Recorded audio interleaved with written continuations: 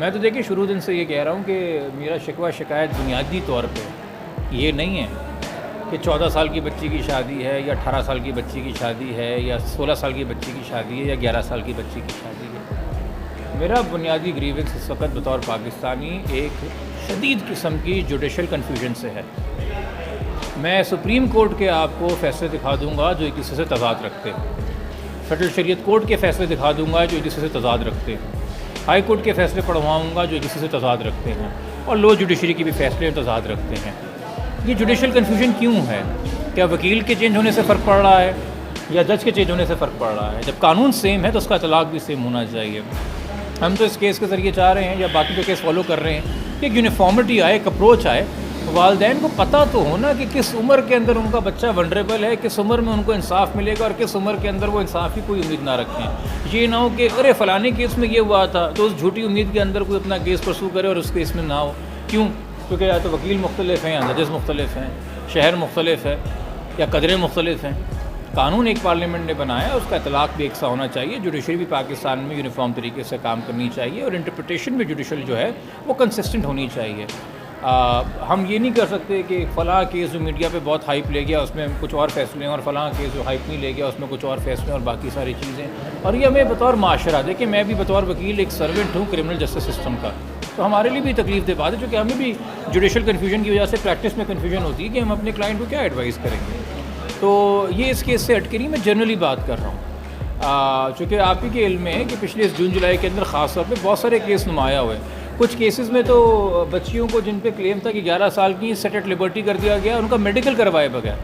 وہ کیس آپ کے سامنے, ایک ام ہانی کی بچی کا کیس ہوا تھا, ہمارے سامنے آیا تھا. میرے خیال میں کنسسٹنٹ اپروچ ہونی چاہیے, اور اگر نہیں ہوگی تو تمام لوگ آف کورس حق بجانب ہیں کہ وہ اپنی تنقید جو ہے وہ قانون کے دائرہ کار میں رکھ سکتے ہیں. اس ملک میں میرے نزدیک آرمی چیف کے بارے میں بھی نام لے کے بات ہو سکتی ہے, قمر باجوہ صاحب ہوں, یا چیف جسٹس آف پاکستان عمر عطیہ بندیال صاحب ہوں, ان کے بارے میں بھی بات ہو سکتی ہے, یا وزیر اعظم شہباز شریف صاحب ہوں. تمام پبلک آفس ہولڈرز ہیں, تمام ٹیکس پیئرز کی انکم سے تنخواہ لیتے ہیں, تمام سرونٹس آف دا کانسٹیٹیوشن ہیں, اور کانسٹیٹیوشن عوام کی خدمت کے لیے ہے, اور یہ آئین کی خدمت کے لیے اور آئین عوام کی خدمت کے لیے ہے. تو یہ رشتہ ہے, تو اس سے ہماری ایکسپیکٹیشنز ہیں. یہ جو میں اب آپ سے تبصرہ کر رہا ہوں, یہ بحث اس کیس سے اٹھ کے آف کورس ایک پولیٹیکل اور سوشل ڈائنامکس میں, تو میں یہ واضح کر دوں. بٹ کیونکہ عوام کا انٹرسٹ بنا ہوا ہے اس کیس میں, جو اس پہرائے میں بات کر رہا ہوں, بہت ضروری ہے کہ کلیئرٹی آئے جوڈیشری کے اندر, ٹریننگ آئے, سینسٹائزیشن آئے. پارلیمنٹ نے جن مقاصد کے لیے قانون بنایا ہے ان مقاصد کے اوپر عمل درآمد ہو, تاکہ یہ قانون ضائع نہ جائیں, رائیگاں نہ جائیں, اور ٹریننگ ہونی چاہیے جوڈیشری کے اندر تھرو آؤٹ, تاکہ یہ کنفیوژن سے بھی ہم دور رہیں اور یہ پروسیسز, یہ کیسز جلدی چلیں.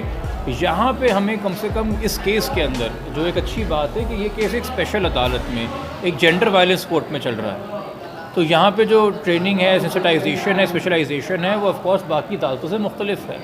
مگر یہ سہولیات اس طریقے سے ہر جگہ ہر کیس سے مہیا نہیں ہوتی.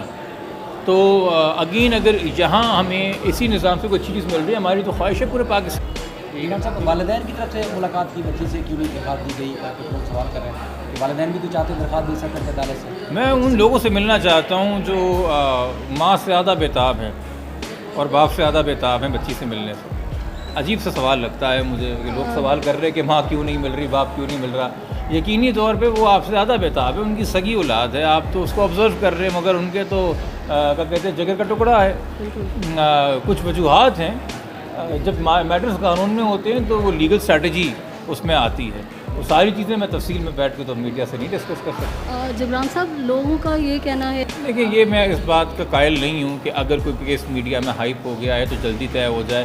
دیکھیں اگر عوام بور ہو گئی ہے کیس سے تو وہ نیٹ فلکس پہ, امیزون پہ جائیں, وہاں پہ ملٹیپل سیزنز آتے ہیں, بنج واچ کر سکتے ہیں. 24 گھنٹے میں پتا چل جاتا ہے کہ آخری قسط میں کیا ہوا.